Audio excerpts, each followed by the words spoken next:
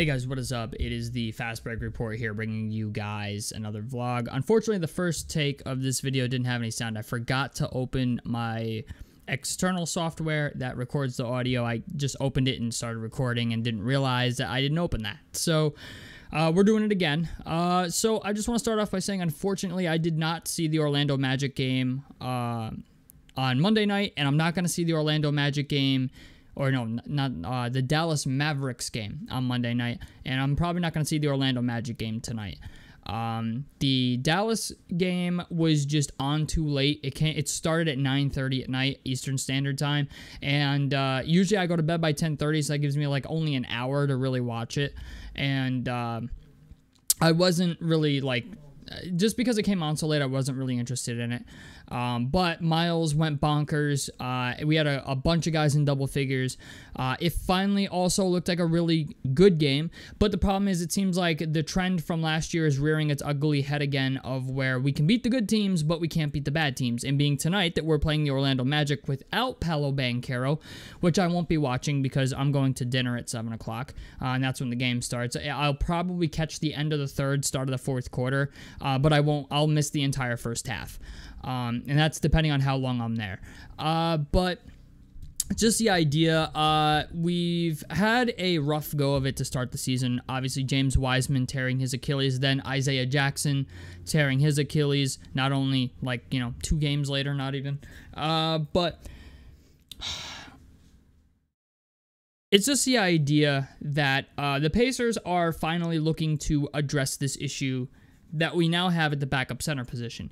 And one of the guys they are going after is Javale McGee. Javale McGee is a guy that they are interested in, apparently. They're bringing him in for workouts. I wouldn't be surprised if Frank Kaminsky is another guy that they work out, or Bismack Biyombo. The other option is maybe doing a trade for a center. The problem is, with the season being so early on at this point, teams are not really interested in doing any trades at the moment. One guy that I would love for the Pacers to pick up, but he's very injury prone, is Robert Williams of the Portland Trailblazers. Especially when you consider the fact that they have an influx of centers. I think they've got 4 on the roster. So they've got room to move at least one center. The problem is, I don't know what the asking price for one of those centers is going to be. They might want a first-round pick. And honestly, even though Robert Williams is very good, I don't know if he's worth a first-round pick. He's injured all the time, but he would be the closest thing to Isaiah Jackson that you could probably get out there on the trade market. He's 6 foot. I believe Robert Williams is like 6'8", 6'9". He rebounds, plays defense, catches lobs. Robert Williams is like the full package. He is like, Isaiah Jackson 2.0. Only he's a little bit better at switch defense. Like, he's a great help defender. That's really the reason I like Robert Williams, is the idea is that, like, he can even step out on the perimeter a little bit and defend people. It's not anything to call home about, but he gives some effort on that end, and I like that. For a team that needs help on defense, that's very attractive. So that's the main reason I like Robert Williams. You got Cody Zeller out there that you could maybe trade for from the Atlanta Hawks, I believe. DeAndre Ayton's not a guy that I think the Pacers are even remotely going to go after unless Miles Turner decides not to come back. And that is also a topic of conversation at the current point in time. Because if our team underperforms again this year, or not again, but if our team underperforms this year after going to the Eastern Conference Finals last year, that's going to be a step back. And, really, if you're Miles Turner, you don't need a massive excuse to leave. You know what I'm saying? He could just tell the front office, like, come the trade deadline, that I'm not going to come back because the team's performing worse, and you also really can't give me the money that I'm looking for, and I could go somewhere else and get it. And honestly, if you're Miles Turner at that point, I really can't blame you. The problem is also that if you trade Miles Turner at the deadline this year and he decides not to come back, you need to get a center back in return if you trade him. That is the issue that we are presented with. Honestly, also, I want to throw this in there. I think I said this in the last video. With Andrew Nembhard having tendonitis in his knee, of all places, I am now in the boat of selling on Andrew Nembhard. I hate to say that because Andrew Nemhard has been a phenomenal player for us. Actually, if they don't insert him into the starting lineup last year, midway through the season at like the All-Star, after the All-Star break or at the trade deadline, odds are we don't even make the playoffs. The problem is tendonitis is something that does not go away. And really, Andrew Nemhard is a luxury for us, not really a necessity. I honestly... It's really tough to call because there's not a lot of teams out there that would be willing to trade their centers. A lot of teams carry 3 centers, and for a good reason. And it's just the idea, like, I really don't know. Like, yeah, maybe you could trade Andrew Nemhard straight up to Portland for Robert Williams and you could get away with it, right? One injury-prone player for another. It's just you're filling a position of need instead of a position of luxury, right? And then Ben Shepherd would get more minutes as well, which I don't think any of us would really be against. I think Quentin Jackson would also get more minutes, which I'm not entirely against as well. But it's just the idea... you know, I've been sounding the alarm on the center position for a while now, for 3 or 4 years, and it seems like every year when we have a chance to draft a really good center, some people, I remember around draft time, people were saying we should draft Zach Edey. You know, we passed on Derek Lively. Derek Lively was a guy we didn't get. You know, like, it just seems like every year there are centers in drafts that go, and I'm like, yo, if we had a guy like that, like, it would really change things for this team. And for whatever reason, they just choose not to. I understand they took Ben Shepherd because they thought he was just too good to be true at where they drafted him at. We took Johnny Furphy this year. And even the guys that they take in the second round of the draft, guys like, you know, Enrique Freeman, who, by the way, has looked very promising, but he's only 6'7". Even Oscar Shibwe, who's a guy who balled out in the G League, I don't know how good he is in an NBA game. I wish we could have seen that, you know, but we didn't get to. But it's just the idea, even the centers that they go after in the second round, or the forwards that they go after in the second round, are all undersized and can't really play the center position. Even Obi Toppin. Obi Toppin's the second tallest player on the roster now. So, and he's only 6'9". So... you want to talk small ball, we're fucking playing it, dog. I mean, like, that's right in our wheelhouse now.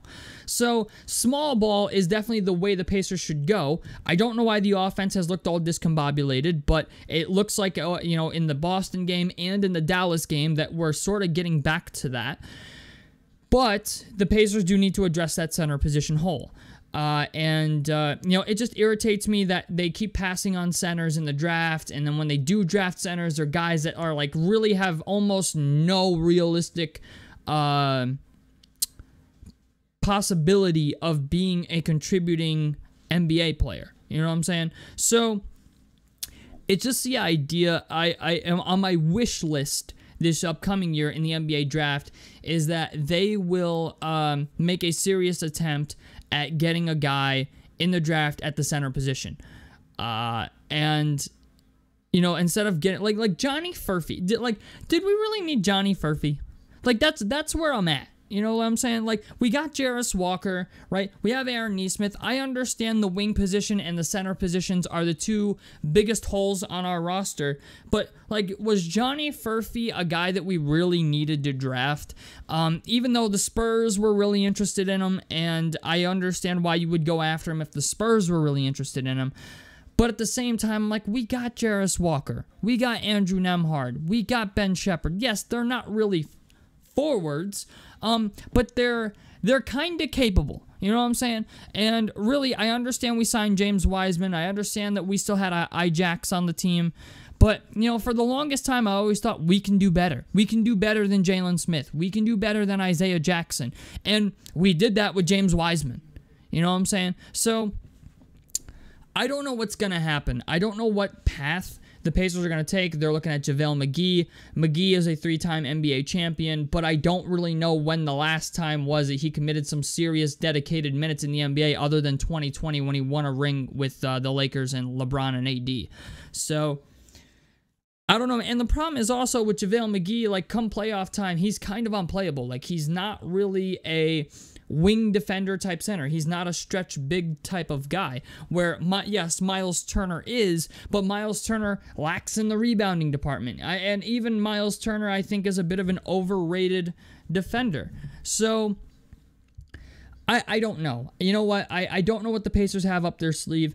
I'm assuming they're going to get an injury exemption for Ajax and James Wiseman. I don't know that to be true, but I would hope that they're submitting an injury exemption for them, because then it might give them a little bit more cash to work with.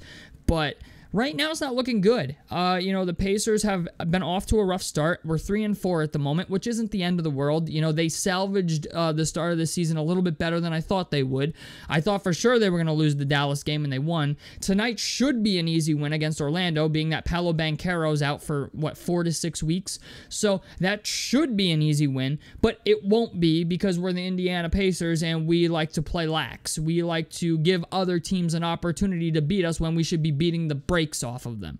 So I don't know. I don't know what's going to happen, but we need to start considering drafting a center. We also need to start considering, what trade possibilities are out there. Teams really don't like to mix up their roster until they get about 20, 25 games into the season, and then they start saying, okay, like this guy works, this guy doesn't. I've seen some people talk about Nick Claxton. I've seen people talk about Walker Kessler. Cody Zeller's a guy that comes to mind. There's guys out there. It's just a lot of these teams are not willing to trade these guys at the current point in time. And, that makes it even harder to find a backup center. So the Pacers are looking for an answer at backup center, but the thing is they don't really...